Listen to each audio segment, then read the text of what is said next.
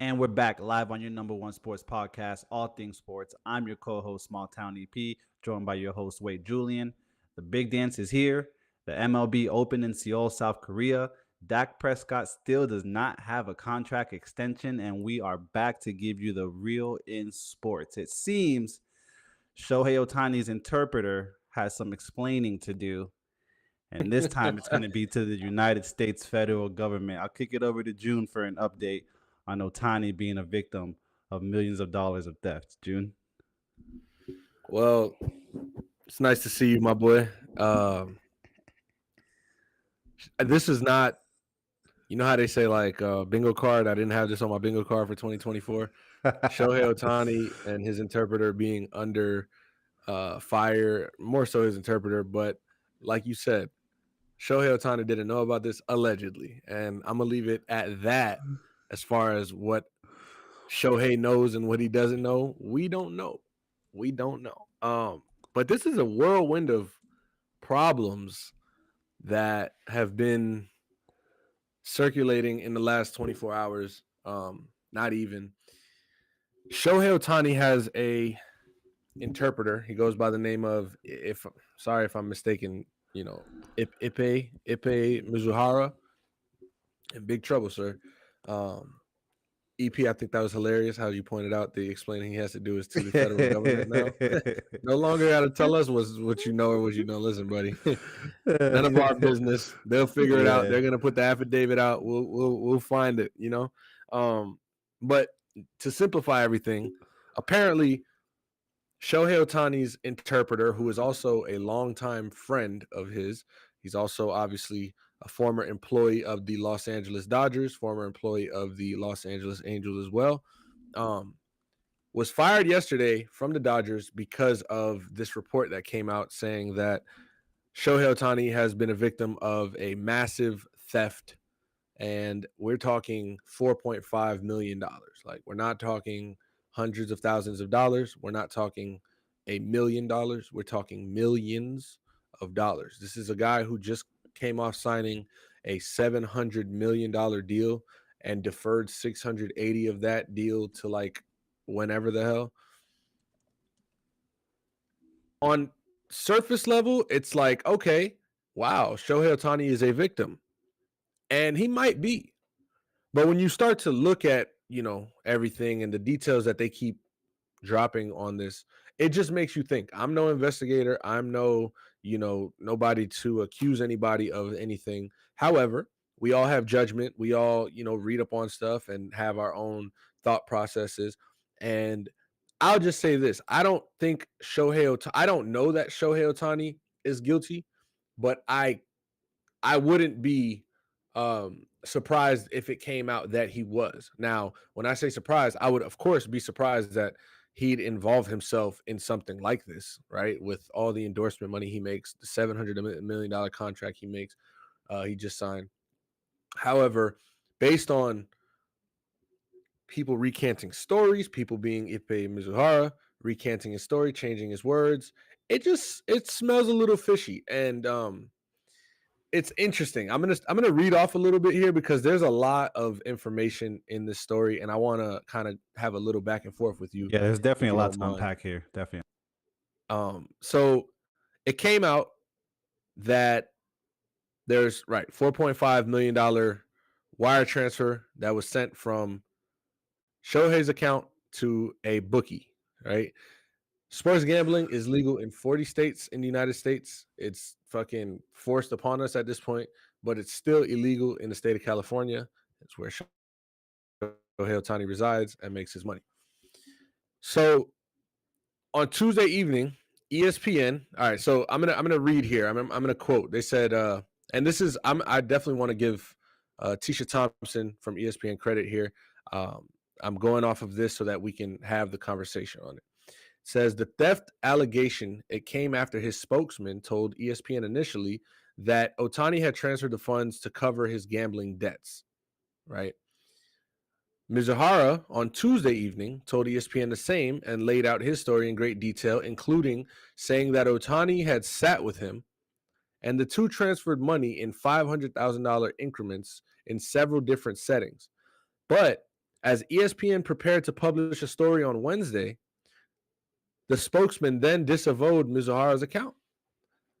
So now he's like backtracking, right? That we don't want to give credit to any of that. That might not be necessarily true. Okay. And following it says, in a subsequent interview with Mizuhara, he had told ESPN that he had not been truthful, that Otani had no knowledge of this gambling activity, debts, or effort to repay him. On Thursday, a source close to Otani gave an explanation for changing the storylines. As Otani's handlers tried to determine what had happened, they initially relied solely on Mizuhara, who continued to translate for Otani. And after Wednesday's season opening game in South Korea, because mind you, while all this is going on, baseball is kicking off on the other side of the world in Korea. We're not even focused on if the Dodgers are 2-0 versus the Padres right now or not. We're looking at baseball's best player and biggest star at the moment facing I can't say he's facing. His translator is facing some serious charges. So they said after Wednesday's season opening game in South Korea, Dodgers officials, they called a meeting and they were kind of just letting the team know that there's going to be some negative storylines coming out. Mizuhara is going to be fired. And Mizuhara addressed the team, apologized, said that he had a gambling addiction. And it was then, so allegedly, when Otani finally understood what was happening for the first time. And that's when he started to ask questions. They also asked Mizuhara, have you ever interpreted anything incorrectly on purpose? He said, no, he hasn't. It's hard to believe a liar once they lied, right? Like everybody knows this, whether it's your friend, whether it's somebody close to you, your girl. Once somebody lie to you and break that seal of trust, not saying trust can never be gained back, but it's everything's in question now. It's a long road. And so it's like, okay, what's the truth now, right? And that's why we're going to defer to investigations, right? That's why we don't do this job. We get to just wait and see, buddy. Like, however, it's just very interesting because it went from Mizuhara saying Shohei Ohtani had no knowledge of this. Sorry. It first went from him saying, well, Shohei found out about all this and then did the transfers because he said he wanted to cover my debt. And I said, I'll never gamble again, which is also a lie. Because once a gambler, degenerate, 4.5 million. Listen, bro, you're not, I don't know that you can escape the shackles of gambling at this point, unless you're in federal prison. But then he changed the story and says, well, no, Shohei never knew about any of this. So whether he's trying to make things look better for Shohei, in the sense of just him being a big victim to this and him not wanting him to have any negative light on his name, it could be true. However, recanting statements after getting caught, knowing you're wrong, they know you're wrong, we all know you're wrong, and now you just lying about it, now it's starting to get a little fishy here. So the MLB is definitely going to do an investigation on both Mizuhara and Shohei Ohtani. And, it's like Shohei, I guess, innocent until proven guilty right now. And it's not like we're looking at him like, he's going to be suspended until this whole thing blows over. No, like Shohei's good. He's not going to talk to media for now. I will say the Dodgers did already hire a new interpreter. He was the interpreter for Maeda a couple years back. So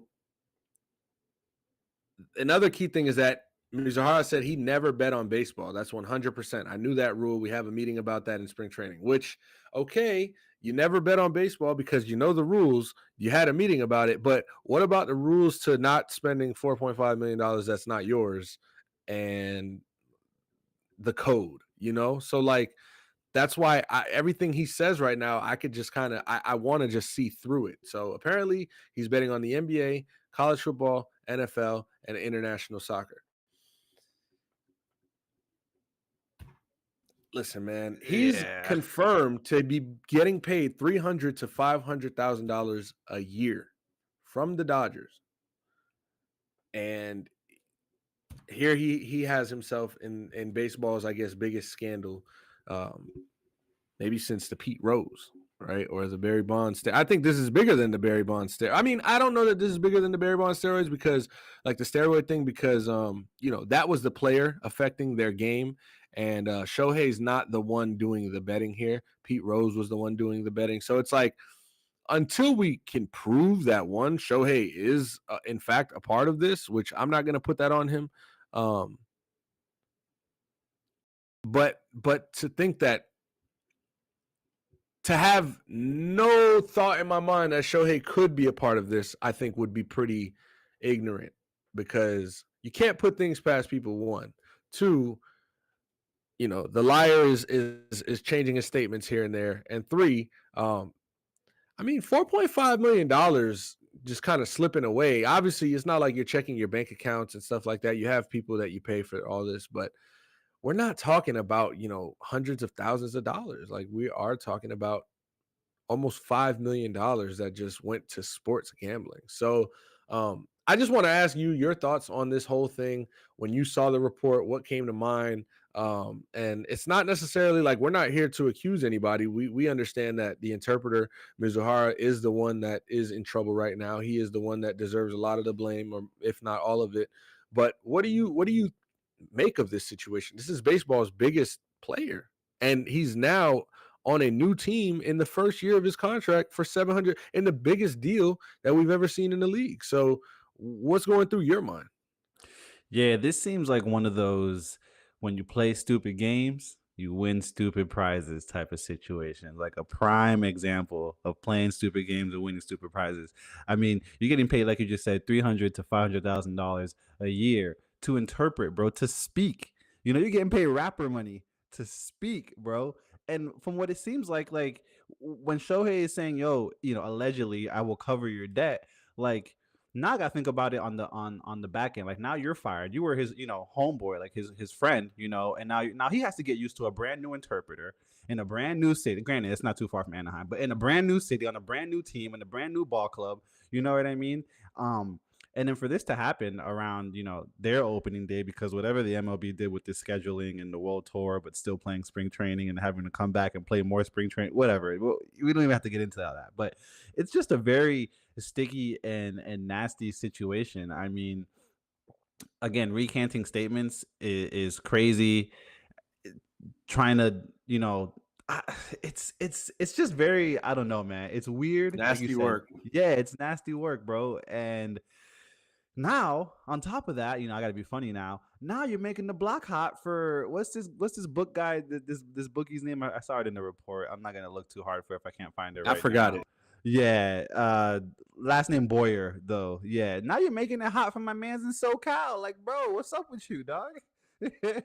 Now his book is under federal investigation because obviously, like you mentioned, sports gambling is illegal in 10 states. One of those being California, where Otani resides at this point. And then Uh, uh, He's got to know. He's got to know that's high risk, high reward too, though. I mean, like he knows who Shohei Otani's interpreter is. I imagine, and so it's like serving the principal at the school, right? It's like, hey man, it's only gonna go like certain plays, certain moves, certain finesses can only go so far, right? And with gambling and with risk taking and with finessing and with dirty money and fast money, we all know it's not going to be forever. It's not a forever thing. And you got to know when to get out, and that's the trick to all of it, right? Like when do you get out? Um when do you feel like you can you're not just one more, just but you said it. You win, you play stupid games, you win stupid prizes. That's going to be the title of the episode because it's just like, man, if you're Shohei's best friend, also his interpreter, also making up to $500,000 a year, also living in the city of LA, coming off of a winter that Shohei signed a $700 million contract. Shohei has the most endorsement money of all baseball players by 50 certain $1 million. What the fuck are we doing gambling on international soccer and illegally at that. Like, You should have watched ATS. He might have had some locks. He might not be $4.5 million in debt, but hey, you man. can't excuse certain shit, bro. And to me, it's just like, this is one of those things where, I mean, hey, do I feel bad? Absolutely not. And if Shohei is in fact a part of this and they do find him to be guilty, I'm not painting him like that. Like I said, Shohei is innocent right now. We don't know. All we know right now is that he had no clue about this. But if he was a part of this, like, no, I don't feel bad.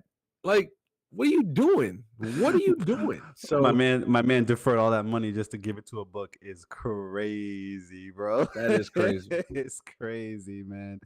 It's and you know what? I hope if he's not involved, I hope he was very cold hearted to his friend / interpreter and was like, bro, you know the rules. You know the rules. And that's you the thing fucked about up, like that's the thing about the story changing. At first, it was like the friend's like, well, you know, when I told Shohei, he understood my addiction and sat down and transferred the money to me so that he can pay for my gambling debt.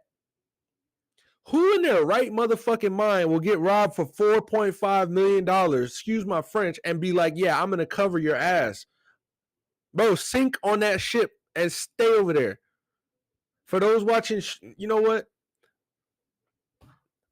It just, some things don't add up. So I would like to know, whenever all this boils over, what the end result is, and is baseball's most prized possession right now going to remain innocent, and can he continue an illustrious career for, you know, years on years on years? Because the Dodgers, obviously, they wouldn't have the world's biggest problem. They still got a bunch of superstars on their roster, but they would be in some shit if Shohei Ohtani is in fact, you know, guilty here, and then this becomes a whole thing of like, he has to do some splaining to the federal courts, you know, and you might need a new interpreter for that too. yeah. So, oh man, hey, yeah. man. And listen, I'm on the train that says it's World Series or bust this year for the Dodgers, but that's a different conversation for a different podcast. We will keep it in the MLB. Like I mentioned, the World Tour Series that did open in Seoul, South Korea, did kick off between the Dodgers and the Padres. They did split the series 1-1. Speaking of split, did you see how they won game one with the ball going between the glove or splitting through the web? March Madness is infecting every sport apparently, because what the hell? But Ohtani does get his first RBI as a Dodger in game one. And then game two, man, that boy Manny Machado, who we have some criticism for him a lot, especially in the last couple of years as far as his production. He does hit a 3-1 home run in the top of the ninth in the second game to seal it. Baseball is here. We're going to let all that finish. But March Madness is also here. And there's teams right now whose feet already hurt at this dance. It's a very interesting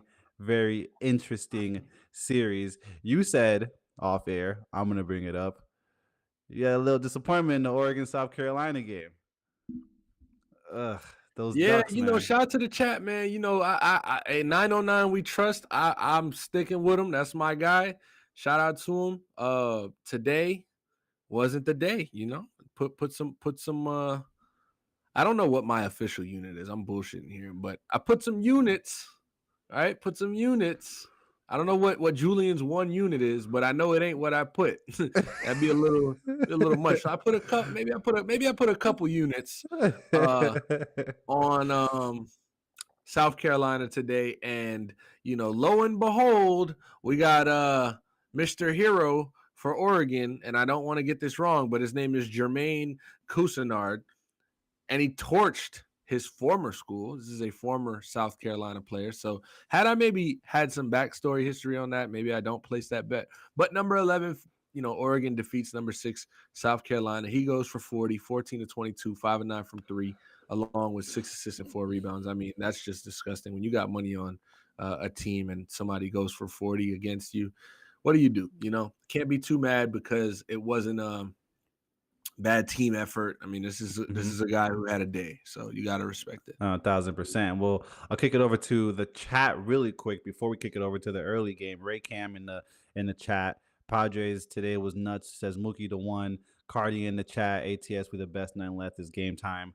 Uh, who hit Heh. the lick in baseball? Cardi, you're gonna have to go back and watch the episode, rewatch it, stream it. We love you, but we got to keep going. Dub to the Izzo, man. The early game today. Whew. Tom Izzo, number 9 Michigan State, playing number 8 Mississippi State. The line was -1 for Michigan State, and there were a lot of people that were on the Bulldogs, who haven't had a tournament win since 2008, mind you. And this game was over early, up 7 at the half, and MSU outscores Mississippi State by 11 in the second half. I mean, led by Tyson Walker, 19 points, 3 rebounds, 2 assists, and 3 steals. Tom Izzo, I mean, March is Tom Izzo's time. No matter how far he gets, we know Tom Izzo for spectacular and genius coaching, especially in the month of March. He does an amazing job in the round of 64, especially making his team believe. June, you got any takeaways from Tom Izzo once again advancing to the round of 32? I mean, it's just a credit to him and him having his guys year in, year out, no matter who's on the roster, prepared for the round of 64. At the end of the day, whether you're a 1 seed, whether you're a 16 seed, the game is a winnable game, right? It's also a losable game, if that's even a word. Being as though they were the 9 seed, underdog in this matchup versus Mississippi State here, it just goes to show, well prepared, well coached team basketball. Michigan State has always been a team oriented basketball program. They survived with one of their starters not even shooting a bucket in 16 minutes. Their starting center, Carson Cooper, goes 0 for 0 from the field, 2 rebounds. I mean, I don't know what's going on here. 2 rebounds, 2 fouls, 1 assist, no points, no shot attempts in only 16 minutes. That's pretty scary. But like you mentioned, Walker had a good game. Akins had a good game. And so, it was enough. Mississippi State, they didn't come to play today. They had 1 starter in double figures. And their bench, man, you look at that bench production, you got 7 points, right? And we're talking 26 with over 40 or over 50 minutes of playing time to get you 7 points. Like what's going on? 4 rebounds off the bench, 5 rebounds off the bench. Sorry, 8 rebounds off the bench, 4 assists off the bench. Yeah. I mean, you got guys shooting 0 for 5 off the bench. I don't expect you guys That's what to we win call this game either. unserious effort right there. Unserious effort. I will Shout out kick it, to him. Yeah, I will kick it to a game that just finished. Number 10 Nevada Wolfpack versus number 7 Dayton Flyers. This is the Western region. This took place in Salt Lake City, Utah. Nevada pulling away early. They were up 34-25 in the first half, and then they outscored by 12 in the second half. Dayton not only wins by 3, we talk about units, but loses me half a unit on that Nevada money line. March is here. March is absolutely Shout out here. to my boy AJ. He said it's like the Vegas knows when you're happy and they just hit that switch on your ass. Like, what you laughing at? You got bread? You got bread on this? All right, homie. You were just talking your shit in the group chat. Hey, he was just hit the button. He got happy. Hit the button on him. You heard? And that's what it seems like is happening.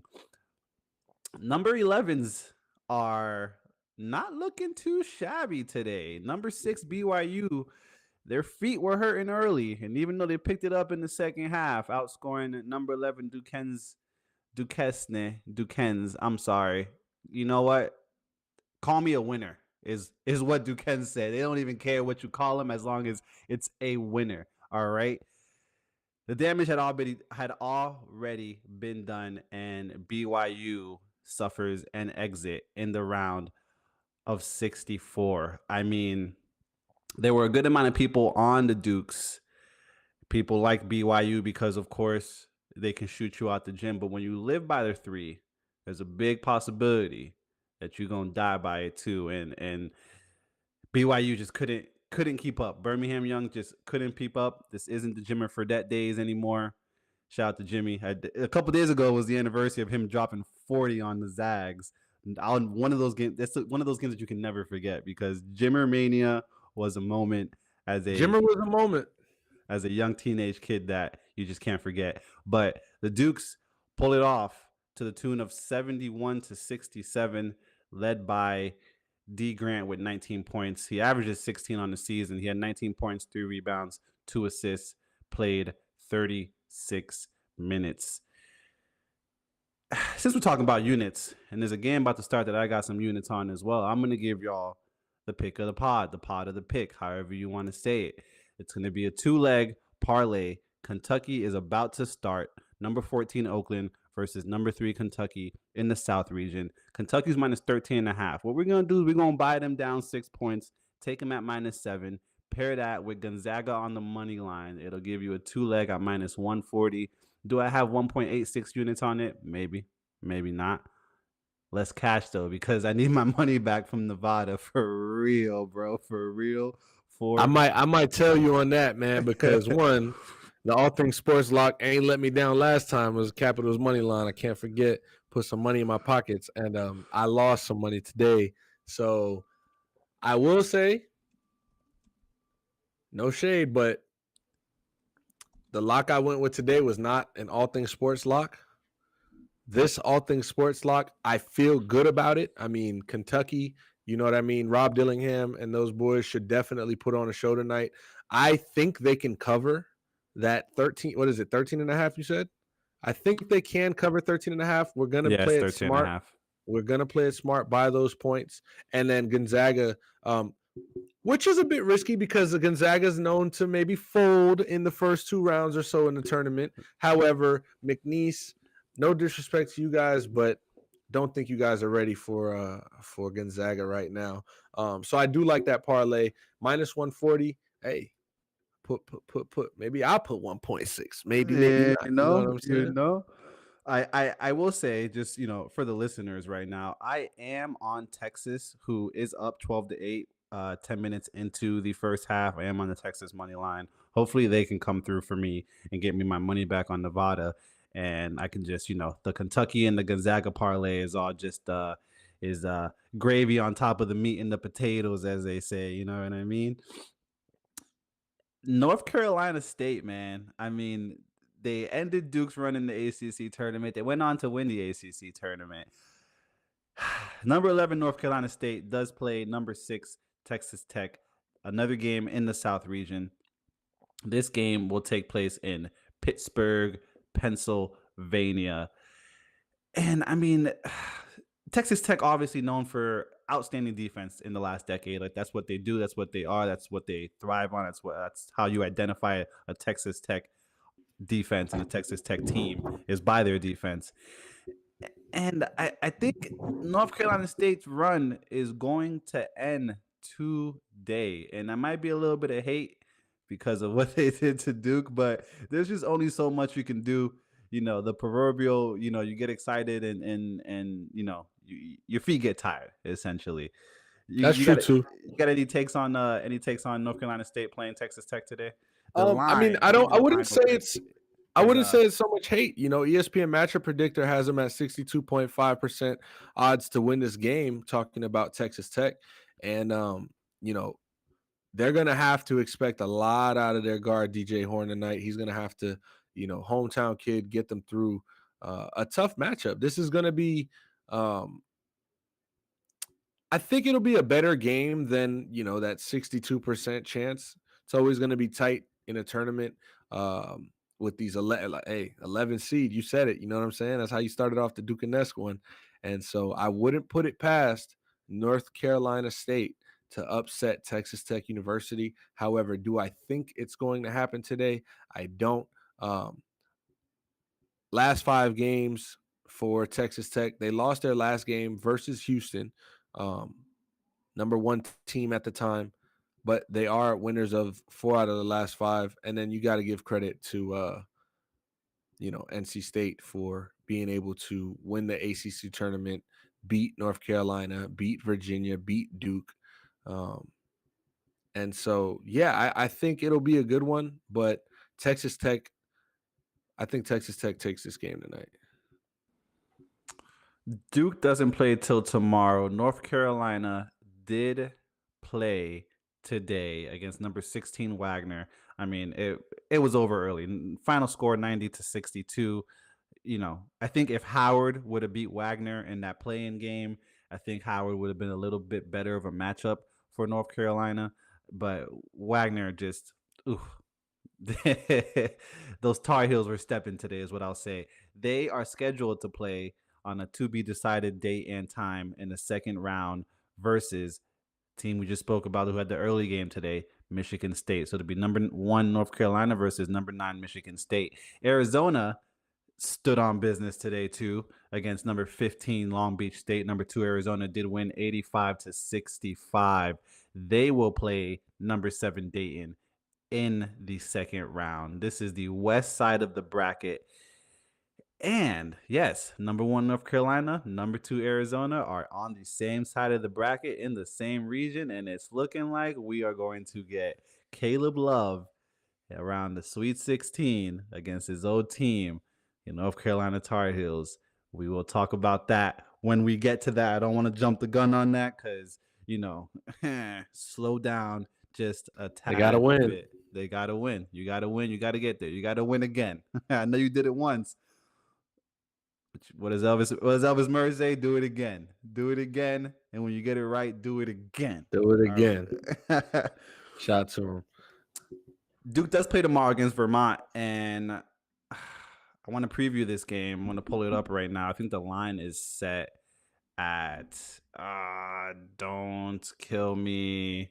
Line we got 12 and a half. 12 and a half. Opened at 11 and a half. It's since moved a point. The over-under is at 132 and a half.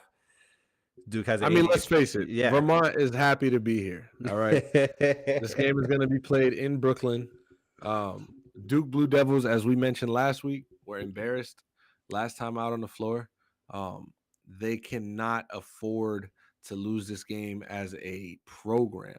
They are only winners of 3 out of their last 5, losing to NC State and losing to North Carolina, where North Carolina swept them for the season series. So coming off of, ending the regular season at home against North Carolina, unable to beat them this season, and then losing in the quarterfinal to NC State, there just has to be way too much pride tomorrow night, and they can't get in over their heads. I don't think they will. They're a good basketball team. We talked about some of the flaws they have and the fact that they don't have maybe that guy.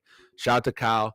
But, Duke, we're used to different. We're used to better. We're used to Brandon Ingram. We're used to Paulo Banchero, things like that. So they'll definitely be able to express themselves and show their talent tomorrow and come out, with a healthy win. So if you're going to bet the game, I do think you can take that 12 and a half spread. If Duke loses or even wins by less than 12, you should be utterly concerned for their future.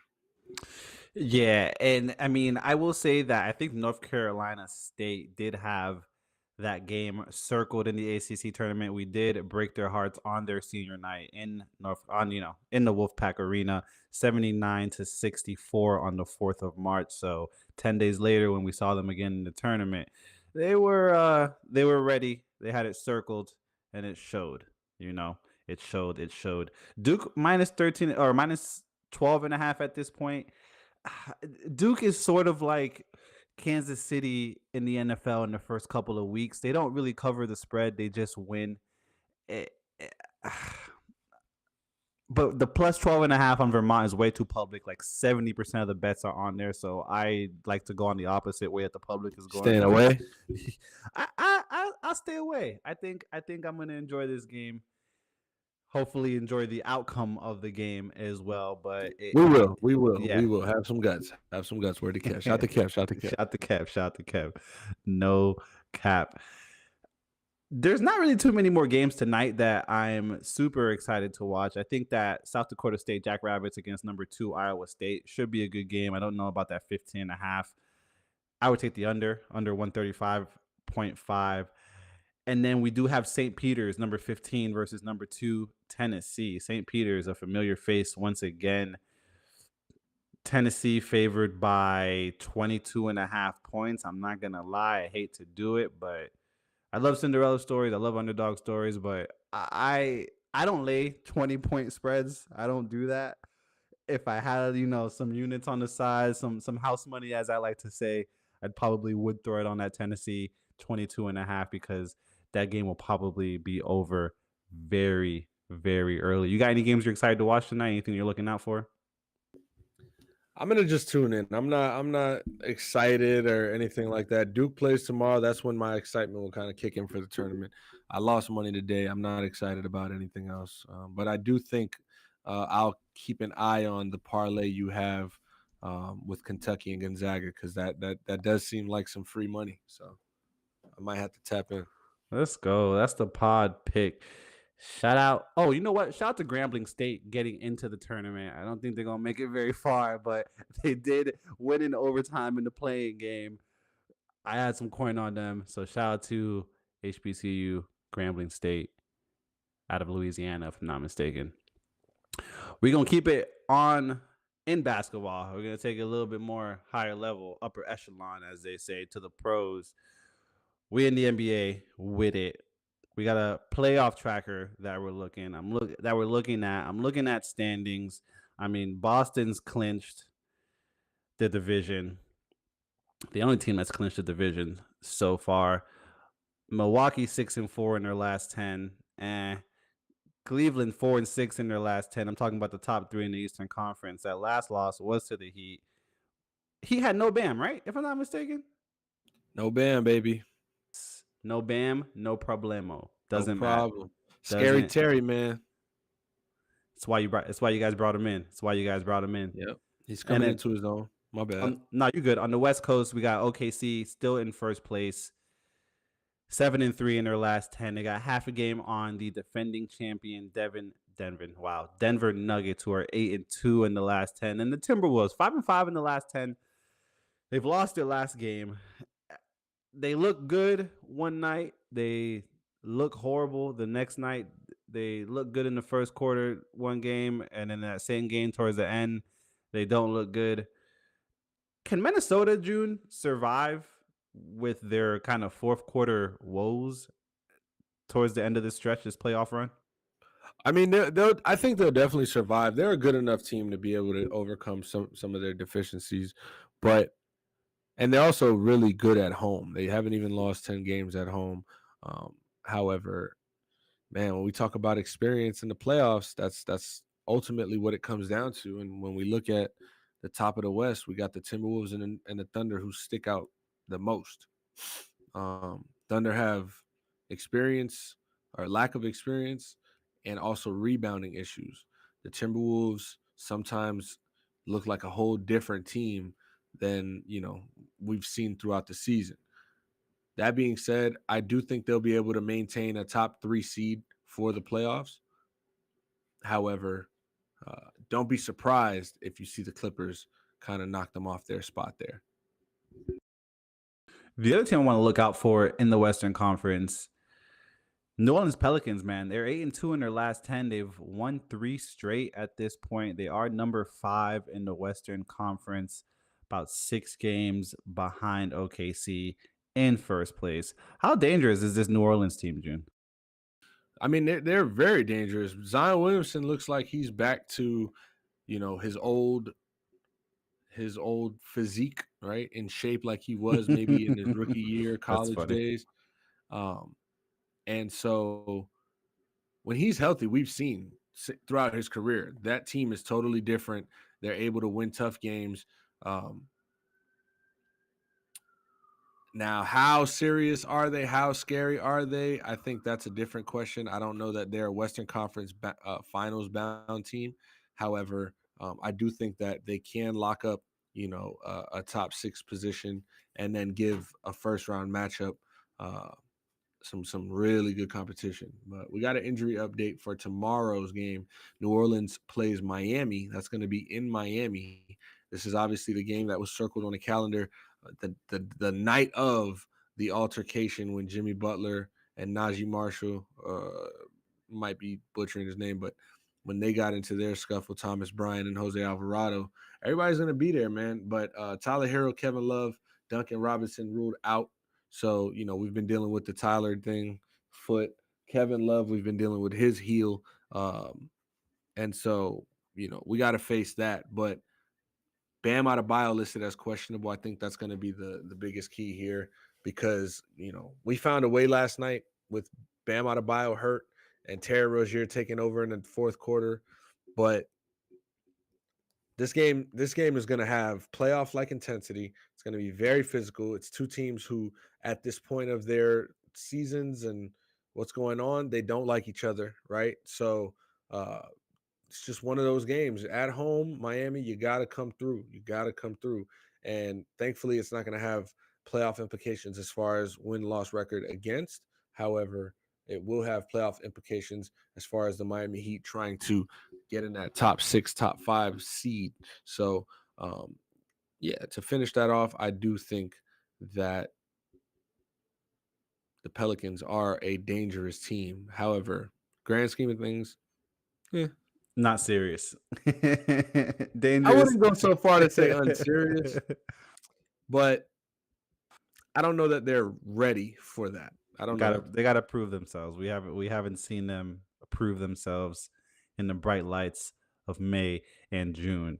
But the West is deep, man, and just to kind of put it into perspective, how deep the West is. Luka Doncic, Kevin Durant, LeBron James, Steph Curry, arguably four of the most influential players that we've seen in our lifetime, are all scheduled, if the playoffs started right now, to be in the play-in round.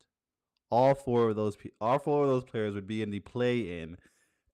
How crazy is that to think about, June? That these monumental, first ballot Hall of Famers are in the play-in if the playoffs were to start today. And it looks like the way the trends look, it looks like they will more than likely be in the play-in, even with Dallas being 6-4 in their last 10 and winning their last 2 straight. Sorry, I didn't get the question. No, it's how crazy it is. How crazy is it to think about how deep the West is with those four players possibly playing in the play? A lot of teams in the West. A lot of teams in the West with 40 wins. Like we got 8 teams right now, 40 wins. None of those teams have 30 losses. It's pretty fucking crazy. And then right under that, you got the Lakers and the Warriors with 37 and 36. So to compare, I mean, the East isn't as bad as it's been, historically. It's a little deeper in these past few years. You got 5 teams there with 40 wins. But 8 teams with 40 wins and guys like you said, I mean, you didn't even mention guys like Shai Gilgeous. You didn't mention a guy like Kawhi Leonard. You didn't mention a guy like Nikola Jokic, right? I mean, the West is stacked. That's the facts. And so whoever has to play each other in these playoffs for the Western Conference, as we listen to the police in the background there, that's New York City for you. It's going to be a tough first round matchup all the way around. And I don't see it any other way. I really don't. I mean, I'm looking at the top 10 teams in the West, and they all look like if you were to match them up against each other, it could be a competitive series. I would say maybe the Nuggets giving everybody else the hardest time, but I could still see the Pelicans. I could still see the Kings. I could still see the Suns and the Mavericks making it a good series versus the Nuggets. So I'm just interested to see these playoffs, man. They're going to start within a month here, not even less than a month, probably, just under a month. Playoffs begin, April 20th. Playoffs begin April 20th. Play-in begins April 16th. So I'm excited, man. We got a lot of good basketball ahead of us. I want to know, I'm curious to know, are the Sixers going to hold a playoff spot and then maybe have Embiid come back and join them for that first round and try to knock off a top seed. I'm also curious to know once the Suns hopefully make the playoffs, because right now they're in the play-in. Um, are they going to have their big three healthy throughout the playoffs? Like, there's a lot of questions here, man. Is LeBron James going to miss the playoffs this year? Right. So I'm just excited. And then the most exciting thing will be when Boston goes down, right? I mean, they're at what, 55 wins or so, atop the NBA, 11 games ahead of the Bucks for first, and they are 7 games, over the Western Conference best team, Thunder, for best record in the league with a 7.97 win percentage, all for that to be, blown away by some lower seeded team who might come from the southeast region of the country. But Neither here nor there, right? We were just talking about the Pelicans. They are live right now in Orlando, Florida. About 3 minutes left in the first quarter. They're up 23-12. Other live game that's going on right now are the Sacramento Kings visiting Washington. The Warriors are 4-28 at home this season. That is disgusting, but they are up on the Sacramento Kings 27-19 in the first quarter. Patience, patience. Still got a lot of basketball to play. The Suns this evening are hosting the Atlanta Hawks and are 9.5 point favorites at home against the Hawks. It's a lot of numbers to cover. So it's a big spread to cover against the Hawks, if you ask me. And we were just talking about the defending champion Denver Nuggets. They are hosting the New York Knickerbockers tonight at Ball Arena in Denver, Colorado. Denver is an 8.5 point favorite. hey, I ain't gonna lie, the Knicks ain't lose to Denver all season, man. Eight Yee. and a half is a lot. I would probably play with that spread if I was on FanDuel or something, Let's because go. I wouldn't go so far to say money line Knicks. This is a different game. They're not healthy still. You know, but Jalen Brunson's averaging 40 points a game in his last 3 or 4 games here, and it seems that there's no answer for him. It seems that the Knicks are just figuring it out, finding a way to click. They're playing harder than the teams they're playing right now, and beating Denver is not a surprise. They've done it multiple times this year, so they might have played them once or twice, but they're unbeaten. They're undefeated against Denver this season, and so they know what they're at. What's up at stake. The Cavs just lost last night to the Heat. They want to try to inch toward that number 3 seed. It's right there for them, but they got to take care of business. With that being said, I got Denver money line, but I do think the Knicks can cover. What was it? It's Eight, eight and a eight and a half. half. Yeah, eight and a They can half. definitely turn it into a 4-point game. Yeah, they played. This would be the second game of the season that they played. The last game of the season, the Knicks did win the first matchup, as you alluded to, Yeah, I 122 figured. to 84. That line was Denver minus 2.5. So now we're seeing Denver minus 8.5 at home. I would definitely take that plus 8.5 with the Knicks. But then I think about it, and the Knicks might nick, and This one is lined up for the Denver Nuggets to win, for sure. for sure. And Luka Doncic and company, Kyrie Irving, will host the Utah Jazz this evening in the American Airlines Center in Dallas, Texas. Dallas is a 14.5 point favorite against the Jazz, who are 9-25 on the road. Let's see if Lauri Markkanen can pull off another, double double, or if Luka will just, continue to Luka his way into maybe the top 6. We'll see. Who knows? We'll see. I think they'll get it together. I think that they will get this together. Whew. I did want to talk about the Clippers because they're in fourth, but they're 5-5, 1 win. It looks like they're pretty stagnant at this point. They're gonna enjoy, I think, being in that middle of the pack and take advantage of whatever matchup that they can get. A lot of people have them winning, going far. Can the Clippers make it to the Western Conference Final, June? I still think they can. I mean, if you look at it, I'm gonna always go back to this team being well coached. And I understand that this team has had this coach for some years now, and they haven't been able to get over that same hump that we're talking about with teams like Dallas, who really have their number. Um, the Clippers, James Harden has been a big acquisition, man, and he's shown it all season long. Um, I'm not gonna say they're gonna go, but do I think they can? Absolutely. Especially, with, like I said, just under a month left in the regular season. We still want to see how things shape up in the playoff picture to see who they're going to have to play. Because as it stands right now, they got the Pelicans. I like the Pelicans, I like the Clippers in a first round matchup against the Pelicans if all were to stand. And them sitting at, what are they, 43-25?